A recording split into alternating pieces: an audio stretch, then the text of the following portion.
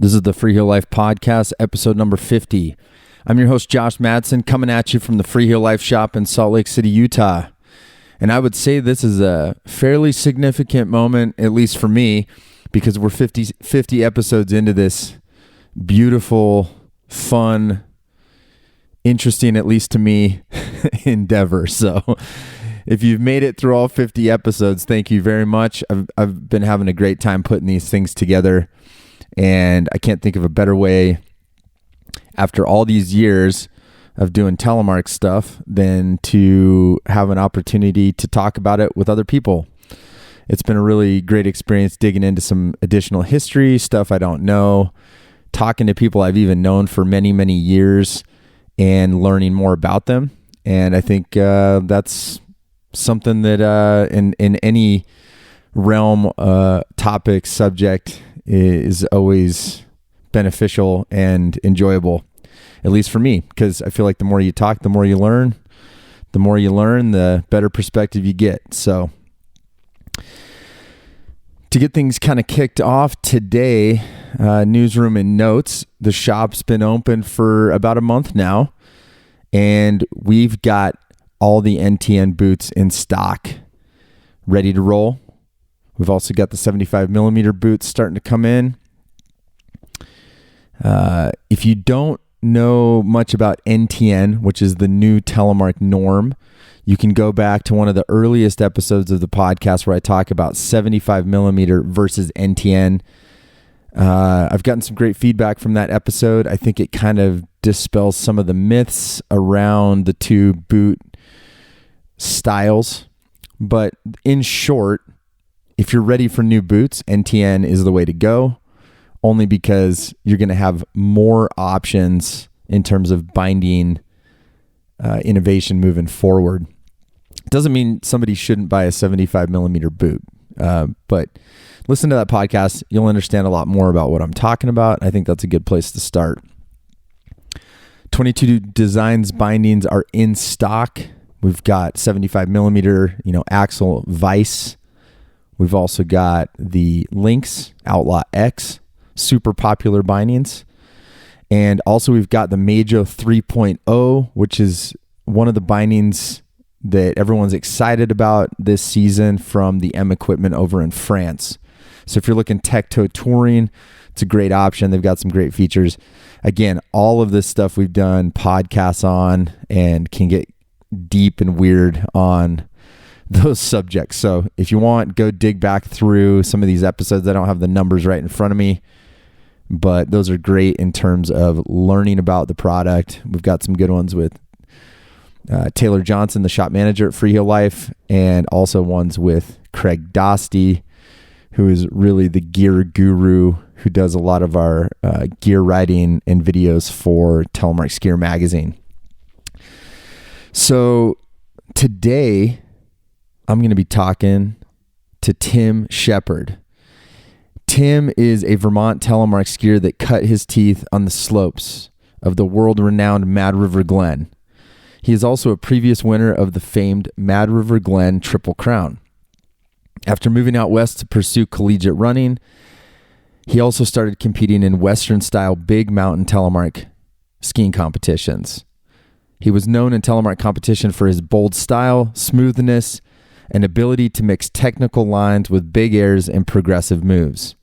He now lives with his fiancée in Carbondale, Colorado, where he is the co-head coach of the Aspen Valley Ski Club Telemark Team.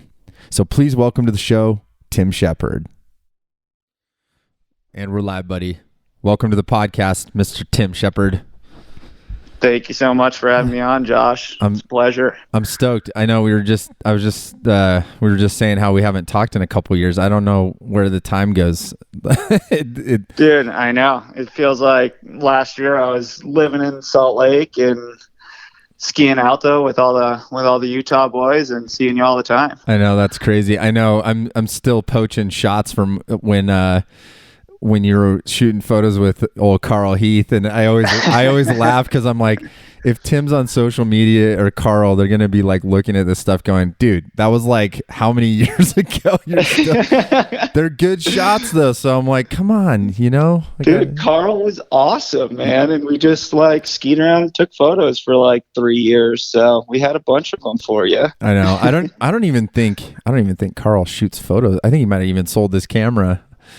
So he just likes skiing, man. He's just so stoked on that right now. I know. I love, and that's what I always loved about you guys is I was always trying to be like, you guys need to shoot all these photos and stuff, and you guys are probably like, it's a powder day, dude. Like, I don't want to stand around waiting to shoot photos. Come on.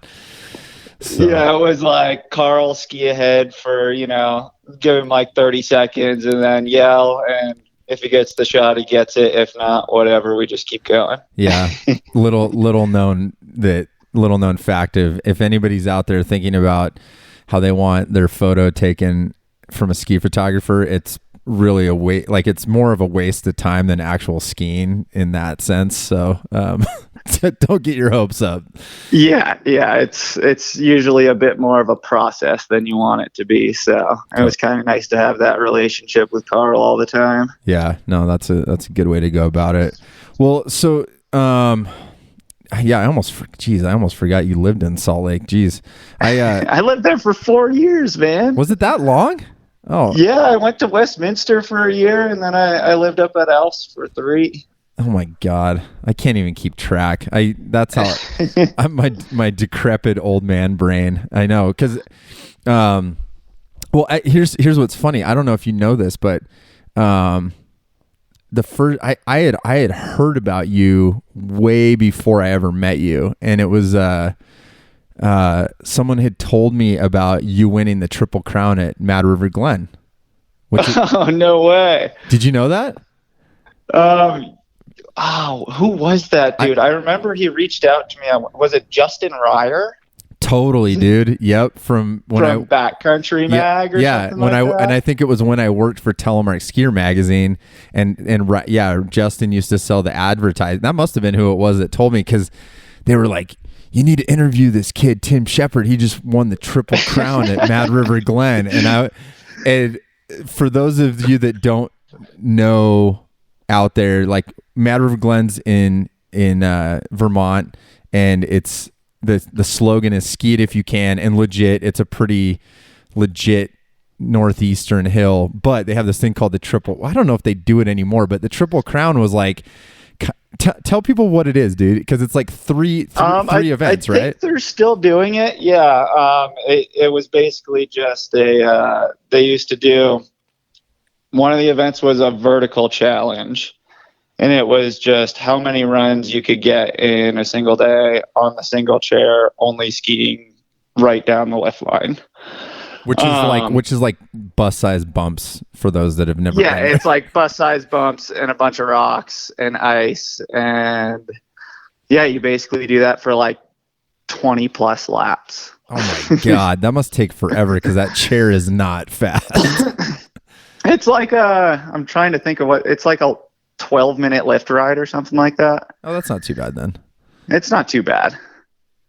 So you got vertical challenge, and then what was the next? So there was the vertical challenge, and then there was they called it the unconventional terrain challenge, but it was basically like the East Coast version of a big mountain comp, and that was also like right under the lift line. So you just choose a line, and basically works exactly like a big mountain comp, kind of one at a time, judged runs. Kind of pick your line, and it's like mixture of cliffs and gigantic bumps, but and then the final was a mogul challenge. Oh yeah, that's so East Coast. Yeah. So then everybody breaks out the bump skis, and you're just trying to shuffle as fast as you can on a pair of tellies, but that's so funny.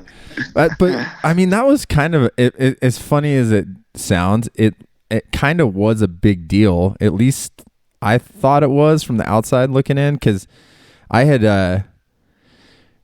so that's where I heard about you anyways. But then the reference that I had from it was Dylan Crossman. was like multiple Triple Crown champion. And again, old school telly guy from the early 2000s that Dylan was like, seriously such an incredible telemark skier, and ended up like winning a lot of the early Crested Butte comps, big mountain competitions. For big mountain, if you don't know, is like kind of like extreme competitions. But yeah, so that's where I heard Dylan Crossman was like, that's kind of what I knew about Triple Crown through him. And then when I heard about you, that was the introduction, was like Tim Shepard, Triple Crown champion. Well, I definitely was not skiing at the level of Dylan Crossman when I was leaving Mad River.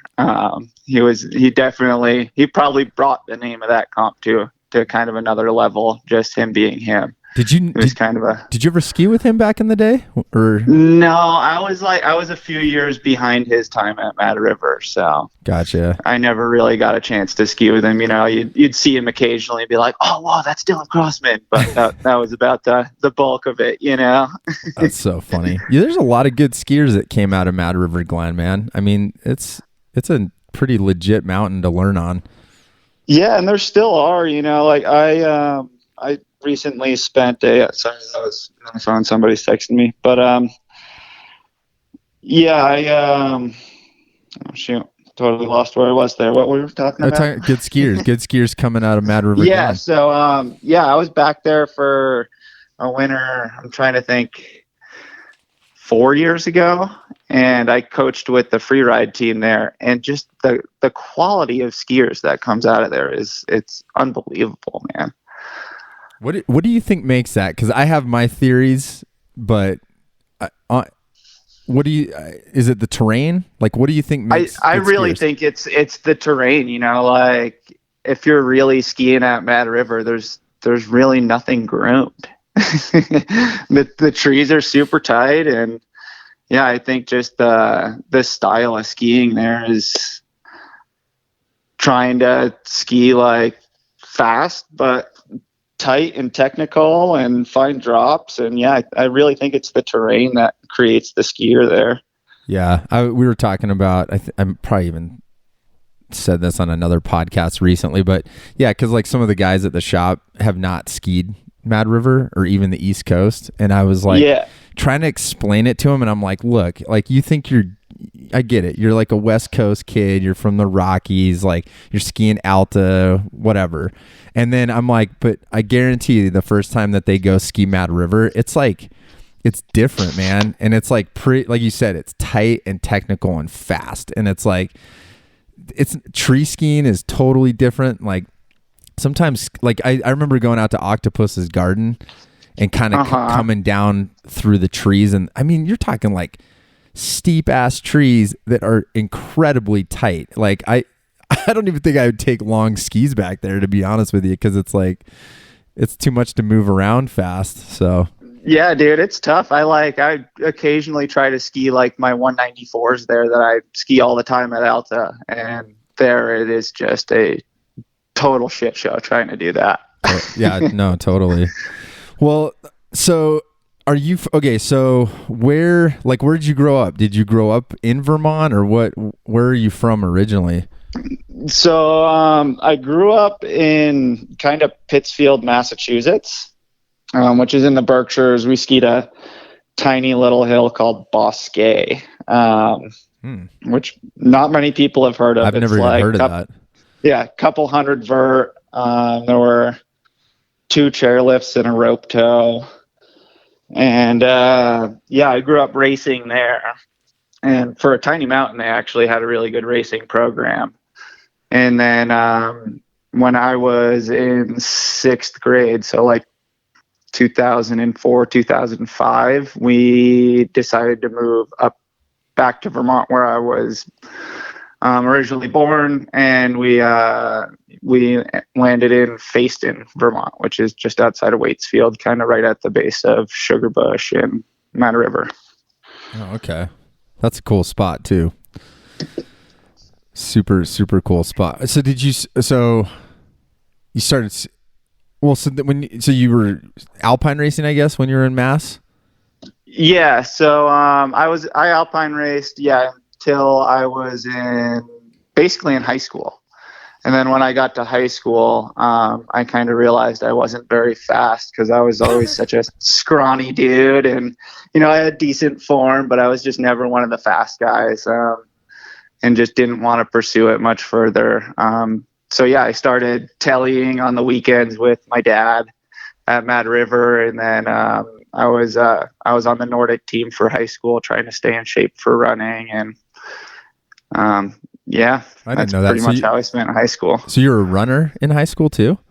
Yeah, that was like, if I had a main thing, that's what I did. Like cross country and track were the big ones. And then winter was just basically stay in shape, Nordic ski, and then come out firing for track season. But yeah, that was the bulk of it. I didn't know that. That's cool. And so, but the catalyst to telly was kind of through your dad. He was a telemarketer then? Yeah, it was my dad and my uncle. And then just being at Mad River, there were so many good telly skiers around that it just kind of caught my eye. And I wasn't racing anymore, so I just kind of wanted to learn something else. It kind of fit in with the Nordic thing too. So yeah, it was an easy transition.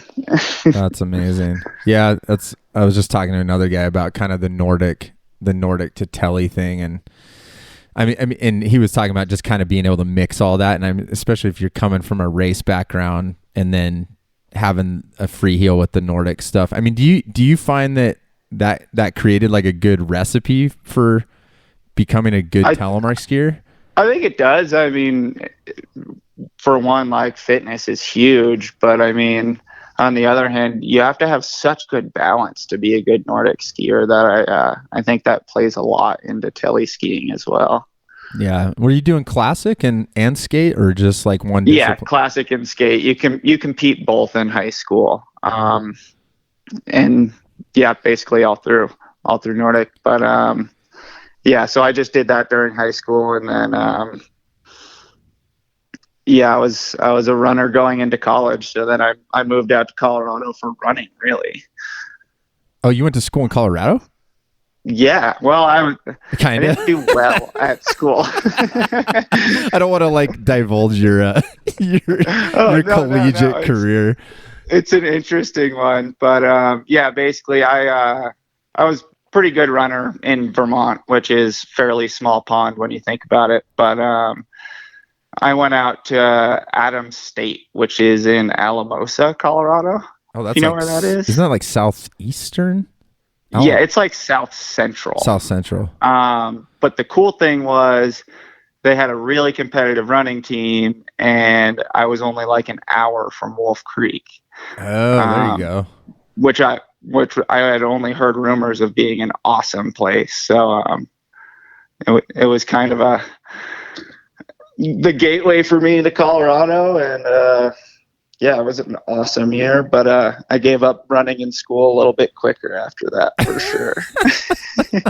You lasted 1 year. You're like, well, I lasted a year there, and then I was like kind of over the running thing after being really competitive with it for a long time. And like when I was at Wolf Creek that year, I was traveling to all the telecomps for my first time. When we had Crested Butte and Targhee and Alpine Meadows. Oh, okay. So like, what was that, like 2012, 2011, somewhere in there? Yeah. So I went out there winter of 2010, 2011. Yep. Okay. And yeah, managed to like break away from the running scene to go up to, well, I would ski Wolf Creek every weekend, and then I made it to the Targhee comp, and I made it to the Crested Butte comp that year. Huh. That was pretty cool. Because back then there was like three big mountain comps. Yeah. That was a pretty... And like competition levels were pretty high then, man. Like the ability of skiing was kind of crazy then with Jake and Paul and everybody else around. Oh, yeah. That is when those guys were... Paul Kimbrough, Jake Saxon. Yeah. No, that's... It's been interesting. Like the whole... Yeah, and that was kind of like, I guess, when because I don't know if the whole Triple Crown thing being kind of funny, I heard about you, but I don't know if I actually met you. I can't remember. If I did, I apologize. Yeah, I think I met you. I think I met you for the first time at Targhee in 2011. Yeah. Okay. Yeah, I was like hanging out. I was like staying in my car, and I remember Tony Gill offered me a room. Oh, and funny. I ended up like Tony kind of took me under his wing, and then I remember we met up with you at like what's the bar there? Oh, the Trap. Yeah, we met you there, and I was like 18. Oh my god! And they kicked me out while we were eating dinner. Oh man, I vaguely remember that. That's funny. Old Tony Gill, Telly Tony. Oh, that's funny. Yeah, because and what's crazy about that? Yeah, so you started competing in that, and I agree. Like the competition level, almost in the earlier days of telemark competitions, was pretty legit. I mean, it almost dwindled more down to a smaller core later on, but there was really a time where there was some pretty heavy hitters, you know what I mean? Yeah. I mean, I went back like last night actually. I was going back through some of the like old footage and seeing Jake Saxon throw like 60-foot front flips in competition and stomping it, and like just absurd things that we don't see anymore. Yeah. Oh, that was that year he did that front flip, wasn't it? Where he like did that huge double. The double. Yeah, I remember all of us being like, "What? Like what just happened?" What just happened? Yeah. And he was so technical too. Like he wasn't just like a hucker. He was like very fast and technically just a ninja sound. Man. Yeah, ninja. I wonder where old Jake is. He'd be a good guy. He's in Paonia. Oh, is he right up by you? Yeah, he's like an hour away from me. He's in Paonia doing his thing. Yeah, he's doing well from what I know. I haven't seen him in a couple of years, but that'd be fun to connect with him. Yeah. Well, and so, so you competed for a few years, and then you were living in Utah, and and then kind of there was like that's kind of when I stopped seeing you, because we stopped doing when we took over the Targhee comp and called it the Freeheel Life Cup. I mean, that only lasted a few years, and then I think after that is that when you moved back to Colorado?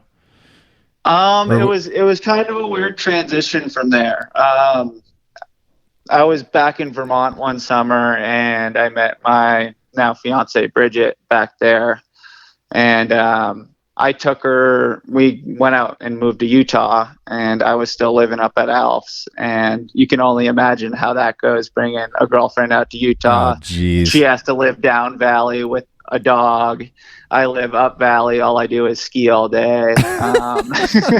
That's like a perfect relationship. No, I'm just yeah, it worked super well. So, so that didn't last very long. That lasted a season. And then we were just trying to kind of figure out where to go from there. And I knew so many great people from all the telecomps over the years from Bozeman. And we moved up there for a year, actually, and skied Bridger with a bunch of really great people, and had a blast up there for a year. And then we moved back to Vermont for a winter, and we came out for the final Freeheel Life Cup, actually, the last one you guys put on at Targhee. And that's when we met Nick Turney. He kind of dragged us out here to the Roaring Fork Valley, and this is where we are now. Oh, that's awesome. So yeah, that makes a lot more sense. Seriously, so much happens in such like the last 10 years. It's like crazy. You're like, oh, I went to Bozeman, I was in Salt Lake.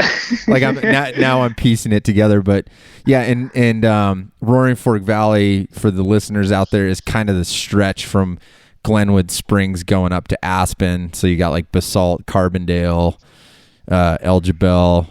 Is that Elgibel? Yeah, that's Elgibel, Willits. It's kind of like a blur through there, but yeah, it used to be a lot more separate back in the day. Now it's like one stretch of everything. Exactly. Like Elgibel and Willits are kind of the same thing. Basalt's a little bit separated, and then up to the big city, Aspen. Yeah. And so, yeah, that makes sense. So Nick Cherney, who, I guess, is he the one who created the Aspen Valley Ski Club Telemark program then? Yeah. So he was based out of Tahoe for a while, but, yeah, I think I'm trying to think of what year they started it. I want to say it was like 2013 or 14. Nick started the club here with Jake Saxon, actually. Okay. And originally it was just like basically Nick's 3 children and like one other kid. Oh, wow. I didn't realize it was that. Yeah, that makes sense looking back on it. Yeah. So we met him at Targhee one year, and he told us to come out and help him coach, and we were kind of like, "What, man? Aspen? Are you kidding me? I can't afford to live there." Like, I had never been here or heard anything about it really. So yeah, we kind of like took a shot in the dark and came out here, and it's been awesome. Now we have a 23 kid tele team. That's so crazy, dude. I can't believe it. Well, and another person I haven't had on the podcast is K.O. Ogilby, who started the CRMS or Colorado Rocky Mountain School team. I mean, and that's just down the road in Carbondale. And I mean, honestly, looking at back over the last 20 years, there have been so many incredible telemark skiers come out of that Roaring Fork Valley. It's pretty incredible. It's crazy, man. It's crazy. Like, you have people from Luke Lipchenko to Nick DeVore, Jake Saxon, Will Cardamone. I still coach with Will. He coaches the Big Mountain team up here. Yep. Yeah, it's wild, man. Yep. There's a lot of talented skiers and even, come out of there. You know what's so funny is even before that time, I mean that section of guys was incredible, but even Lorenzo Worcester went to CRMS. Max Mancini. No way. Yeah, Max. I think he was Max Mancini was out of there. Yeah. So like early 2000s, if you go back to a lot of the early unparalleled telemark movies, it was a lot of the guys in those movies were CRMS kids. It's crazy. Yeah. So yeah, no, that's amazing. You guys have been able to kind of grow that to a 20 plus person team, and so now, okay, so Cherney brings you out, and now you guys are kind of co-head coaches of the team then. Yeah, Nick does most of the logistical stuff.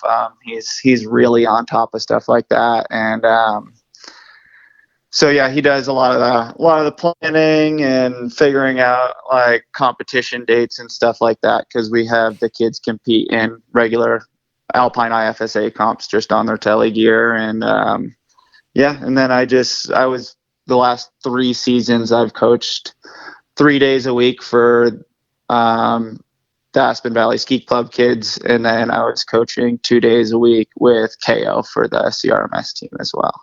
Oh, that's awesome.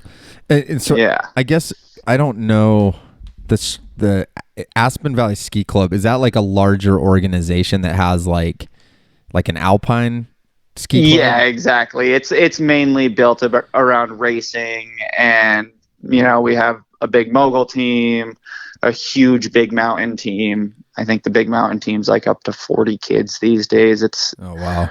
But and just park and pipe kids. It's the ski club's kind of built to breed Olympians. And then we just kind of get to weasel in there as a little telemark team and use all the equipment. And it's pretty crazy to see what kids can do on telegear when you give them all the same tools as, an elite ski club has.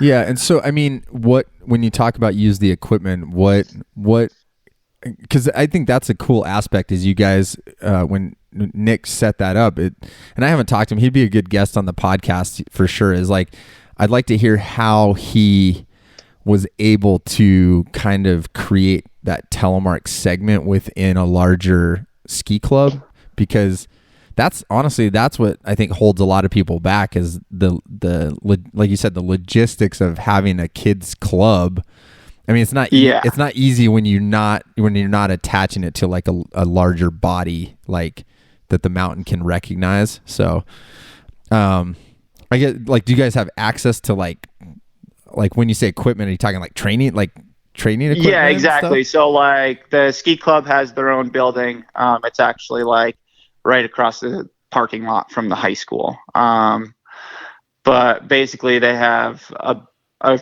like solid weight room, and they have super trampolines, and we have airbags.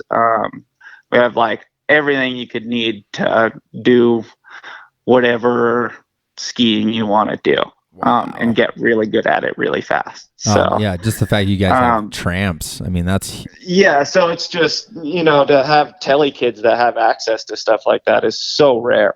I don't know another program that has that. Yeah, I mean, unless you were like going to Woodward or something like that. Yeah, exactly. Well, so the club is huge for us, for sure. Yeah. Well, so how many days do you guys spend actually, you know, getting on trampolines and lifting weights or doing some sort of exercise outside of on hill time? So usually when we're in the bulk of the season, we aren't doing too much of that. That usually in normal years, this year's a little bit different because we haven't been able to hold a dry land season because of COVID and all that goes with it. But yeah, normally we would do about a month of dry land training before the season starts. And that's just kind of always been in the works, kind of what can we add every year to build the program and kind of make it more legit. But that's cool. Yeah. What do you think, like for dry land, what do you guys mainly focus on? So that we do just a lot of lunges and core strength stuff. A bunch of work on the trampolines to work on their air awareness and stuff. But it's really just we have such a young group of kids. You know, they range from 9 to 16 with that club usually. So it's really just to get them a little bit stronger. So when we are on the mountain, when you start teleskiing, you just fall a ton. Yeah, totally. So you kind of have to get that body resilient enough to be able to fall all the time and not get hurt. Totally. Well, and I love that you're the perfect person to ask this question, because a lot of times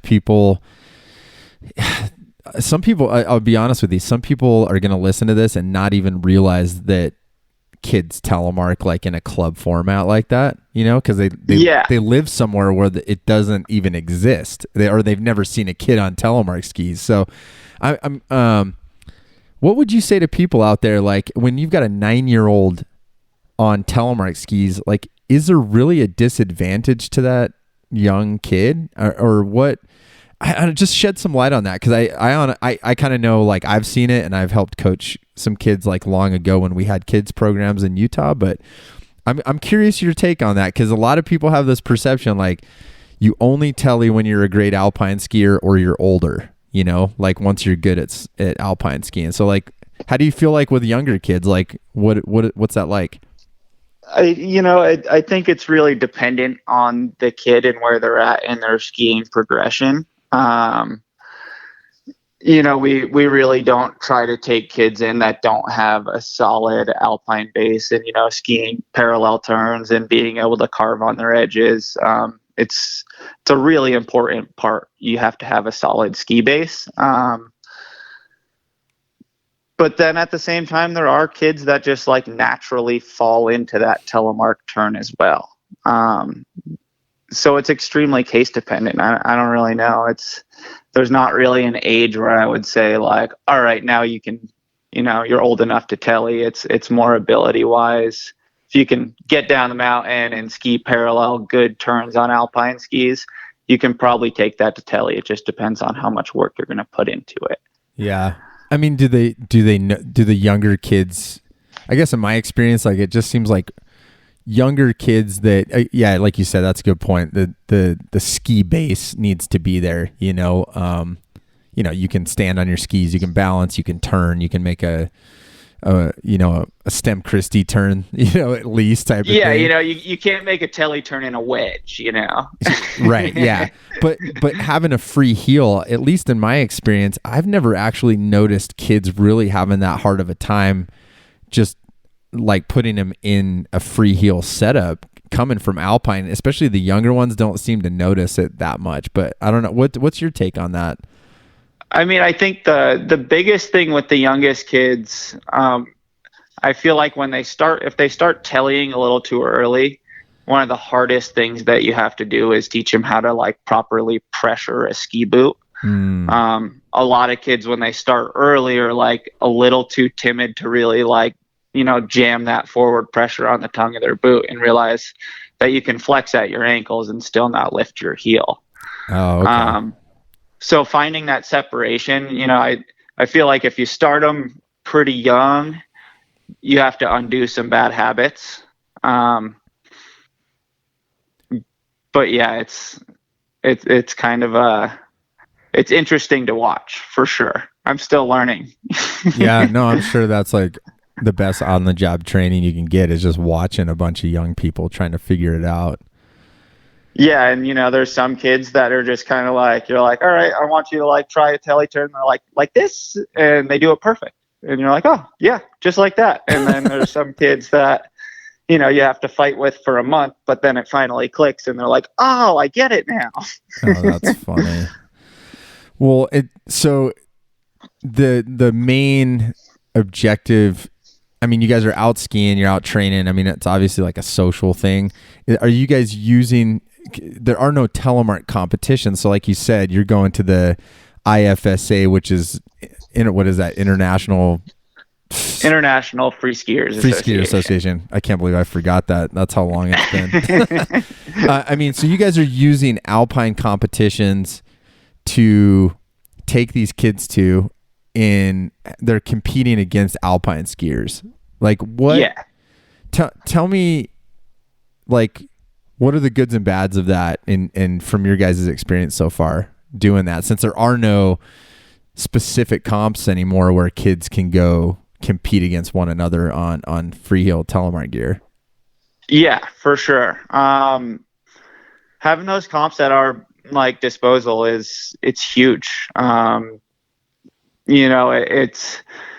think the competition format helps kids really learn how to focus and like pick a line and learn how to ski in a big mountain way that they're going to be able to translate into their big mountain backcountry adventures farther down the road.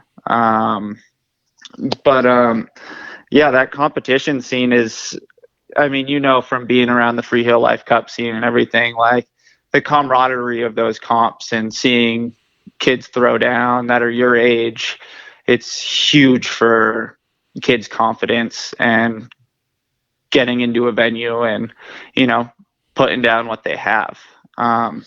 So that's definitely been really awesome. And you get to show a lot of these Alpine kids, like, look what these other kids can do without a heel piece.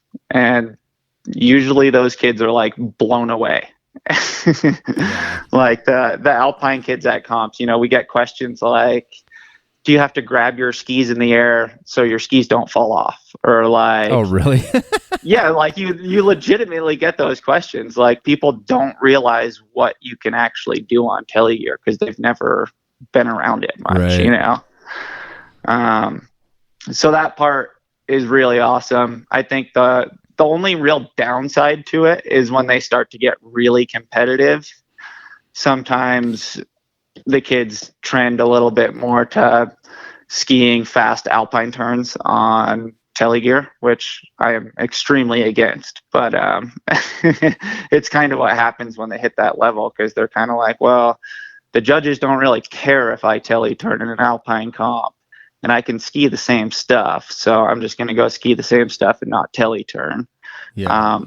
That's kind of the negative side of it. But if you can get those athletes back into realizing that if you show Alpine judges that you're skiing the same stuff with good telly style, those judges are usually blown away and the kids get on the podium. So Yeah, and I think the difficult part, right, is like you're not going to get advantage points for being on Telemark. It's not like they're going to dock you for making a Telemark turn, but it's also not going to. It's not like.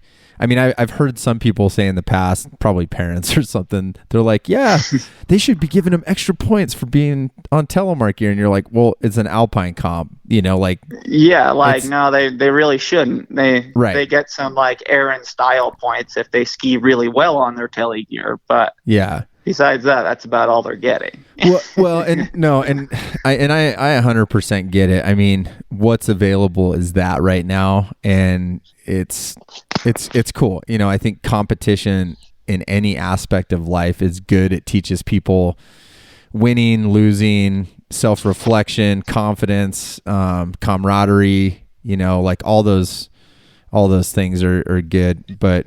Yeah, and the other huge one that we push is kind of, risk reward management when they're in competition venues. Like, is it worth skiing that line?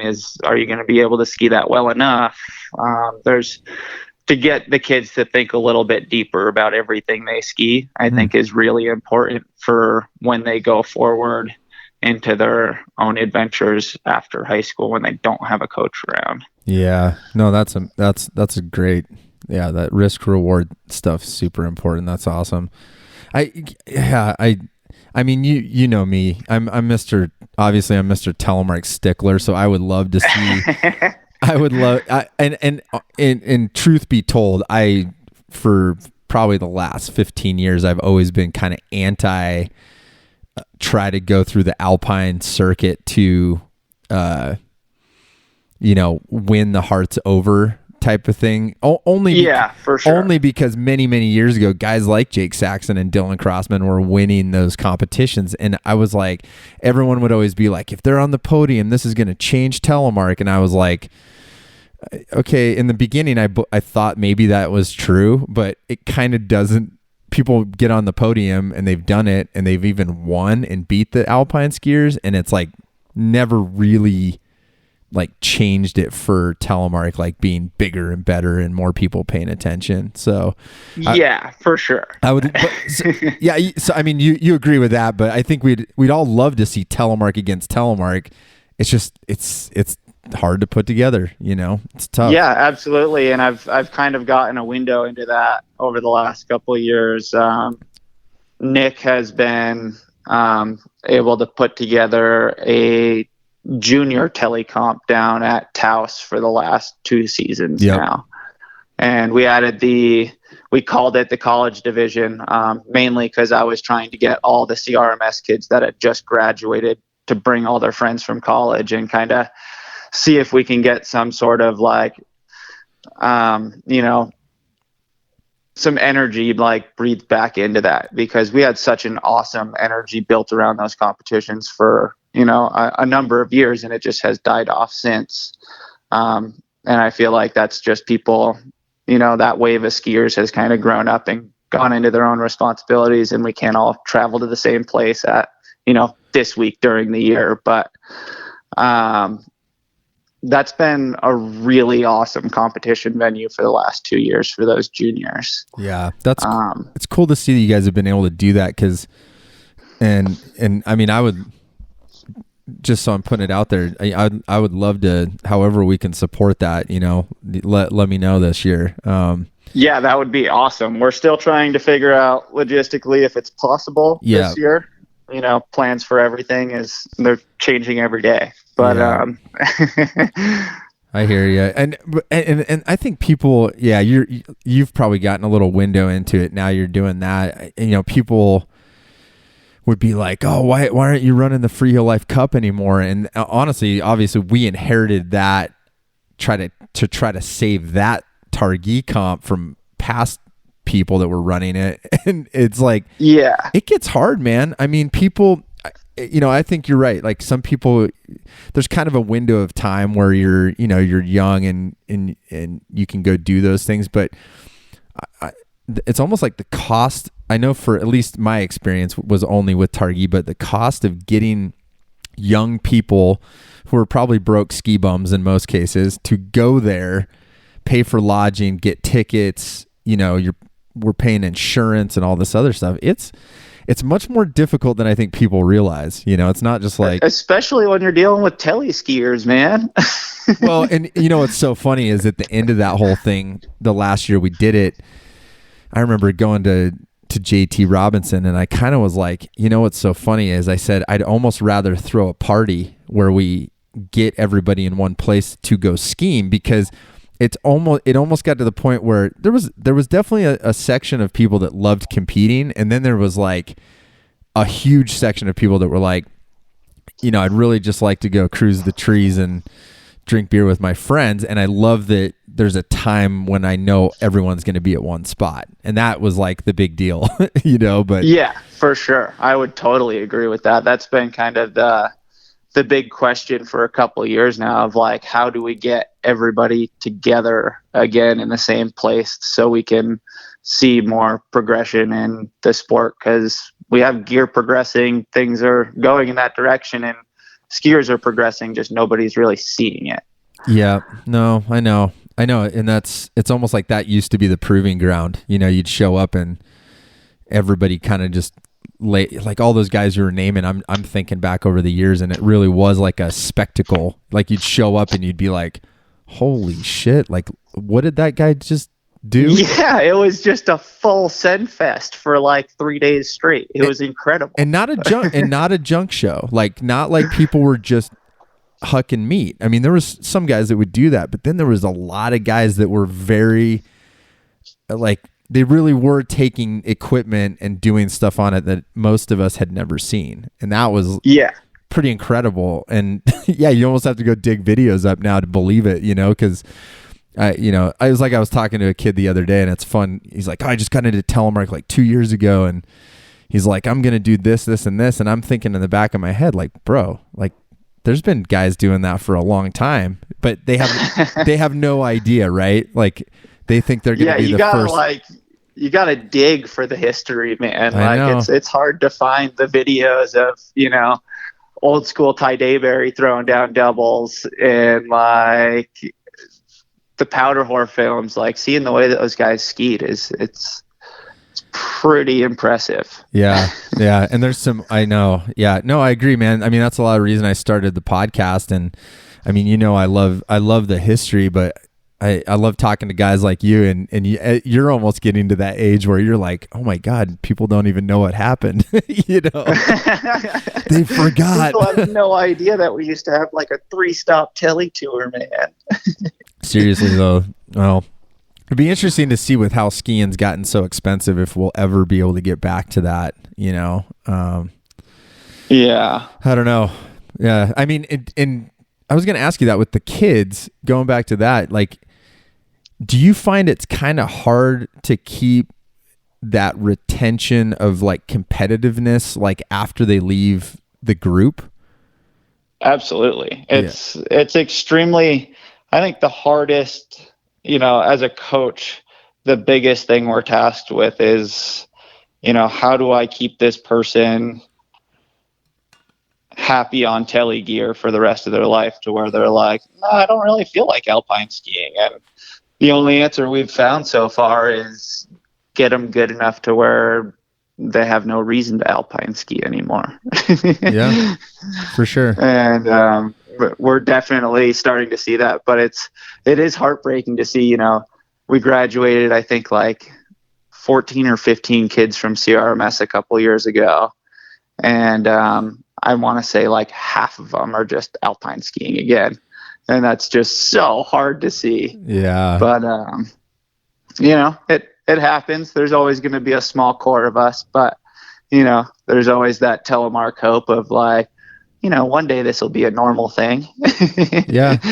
No, I get it. Yeah. And there's all sorts of other stuff that goes in with it, you know, like, you know, all your homies are alpine skiers, or, you know, what, I mean, we could probably, there's probably a whole psychological episode of like why people stop telemark skiing. Oh, know? Absolutely. That'd be an interesting one, man. You should just get everybody that has stopped telling. Why did you figure out why? The why did you quit episode? No, well, and there's honestly, that's funny. I've thought about that there's almost like tele guilt I don't know if you've ever had this. Like once when I opened the shop, I started noticing that there was like tele guilt because I would have people come in like with a friend or they'd wander in or whatever. And, or even people I met outside of the shop, and I'd be like, oh, I own a Telemark shop, and we'd start talking and they'd be like, well, I don't actually tele anymore, but I used to, it was like this, it was like this, so ashamed. No, they were like really, I started noticing that people would really, it's like they felt like they needed to explain why they stopped doing it. And I'm like, no, it's cool, man. Like you don't have to like explain why you quit doing it. It's okay. It's okay. Yeah. So I think there's some guilt built into, it's probably all of us that guilt them into it. Like, why did you quit? How dare you? And we're really just giving them shit. But, sometimes people are like, oh, I didn't mean to. Yeah. That's funny. Well, so what do you guys have anything, I guess the COVID thing's really kind of putting a wrench in the kids program this year. Are you guys still going to be kind of skiing at the local hill and stuff? Yeah, as of right now, it's hard to say what the competition season will look like for the kids, but we definitely, even with COVID, I think we have 17 or 18 kids signed up for the season, and we're just going to ski around here and do the best we can to progress. Luckily, we have 4 mountains to play with here, so that definitely helps. And some good ones, I might add, despite what everyone thinks when they hear Aspen, yeah, they have no idea. No. And I'm just going to leave it at that. Just leave it at that. Leave it at that. There's some good stuff there. So, well, just like when I was moving here, I thought the same thing. I was like, Aspen, I've never heard anything about it really. But then I started to think about all the skiers that have come out of here. And I was kind of like, oh, well, kind of makes sense. It's probably got to be kind of cool there. Yeah. I'll just say Highlands is pretty good. Highlands is incredible. I'm mainly there in Aspen Mountain all the time. Yeah. And yeah, it's a special place, man. I had no idea it was here until 3 years ago. I love that. That's amazing. Well, dude, super good to catch up. I think, I tell all the guests, like I'm sure we'll have you back on because if especially if the comps start happening, I'd love to get you and Nick on and talk a little bit about, Yeah, that would be awesome. Nick would be really great to have on the program. He's an awesome dude. He's done so much for the sport. Without him, there's no way we would have the team that we have right now. Like he supplies gear for at least 20 athletes a year. That's so crazy. Just like, because where else do you find tele gear except for your shop, Totally.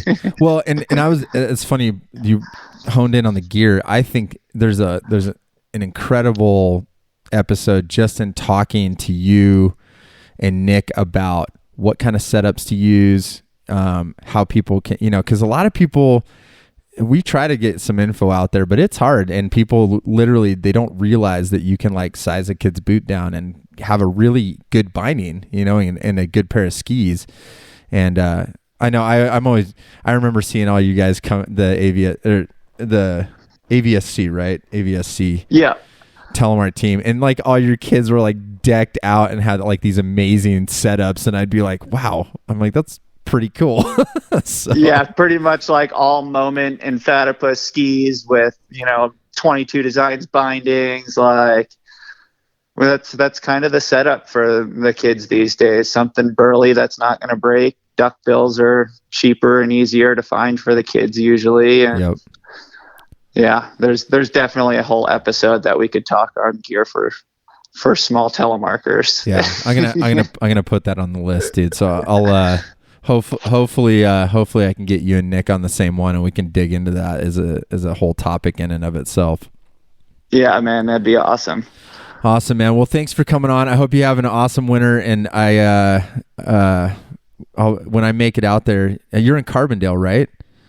Yeah, I'm in Carbondale. Bridget and I just bought a house here. I moved in a couple weeks ago, and we'll be here, man. Anytime, you're welcome. I would love to come out. We'll go get some breakfast at the Smithy. Because that's yeah, man. See, I used to coach one of the kids. Their parents own that place. Really? Oh, dude. Yeah. I know. I've got my little spots there, so we'll have to meet up and go get some food. So hell yeah, man. Come on down, get some bowl laps, and yeah, it'd be awesome. I love it, man. All right, much love, dude. I'll talk to you soon.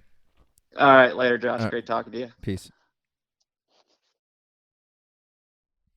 Oh, that was a great one with Tim.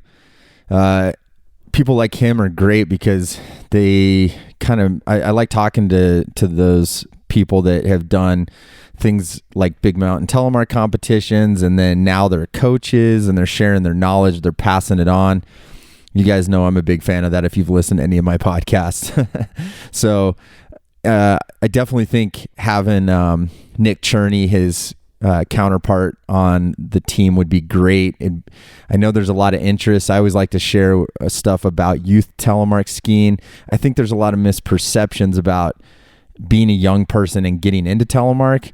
And obviously people like Tim and Nick over at in Aspen are really, pushing the forefront of, getting young people into telemark, showing people what gear is possible to use, and just showing people that you can get into telemark and you don't have to be an old crusty hippie.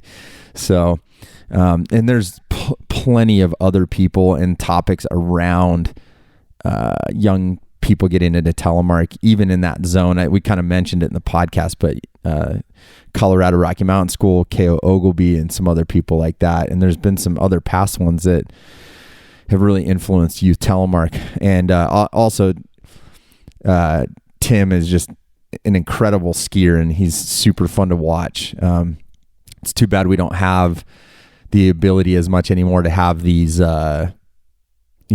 big mountain telemark competitions, because I love watching guys like that throw down. They really do push the limits of what can be done on freeheel gear, and I know they'd make Sondre Norheim proud and all the telemark skiers of the past. So good stuff. So thanks for listening today. How you can support us if you want to support the podcast directly, you can still make a donation of your choice to paypal.me/freeheellife.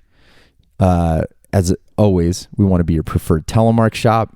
freeheellife.com. You can buy all the goodies. We're all stocked up. The shop looks awesome. Taylor and the crew have done an amazing job of putting all the stuff together. Our certified ski techs are firing full blast right now. If you're not aware of that, we've got the best telemark ski techs on planet Earth. We train them super hard. We teach them everything from how to operate on leather 3-pins all the way to NTN and everything in between. Whatever you can throw at us, we got you. So just so you know, that full tune shop. And also, if you're out of state and you don't live near us, many people do ship us stuff to get mounted or call in for questions. We would love to be a resource for you. And don't forget, we've just announced that we are going to have certified ski techs from our shop, Front Range, Colorado, down in New Mexico, and Upper Midwest. So we're going to get you more details on that. But we are bringing the hot telemark tech stuff to a place nearer you. And if it works, hopefully we can do it in more places. So new articles on telemarkskier.com. Check those out. YouTube is a fantastic melting pot of all the Freeheel Life Telemark shop content mixed with used gear going up and also Telemark skier stuff. We're going to be really starting to hammer on that this month, and we can't wait. It's good to have snow in the air, and we know some people are skiing out there. If you want to hit me up directly, podcast@freeheellife.com. I love to hear your questions, your comments. If I miss something, if I screw it up, let me know. Let me know how I'm doing. Always like to hear from you out there. Thank you for listening. I can't believe 50 episodes are in the bag. We're going to keep it rolling. And I've got a ton of great people lined up for future podcasts and topics and things of that nature. If there's something that you would like to hear, email me at that podcast@freeheellife.com email. And until next week, brothers and sisters, protectors of the turn, spread Telemark always, my friends. See you later.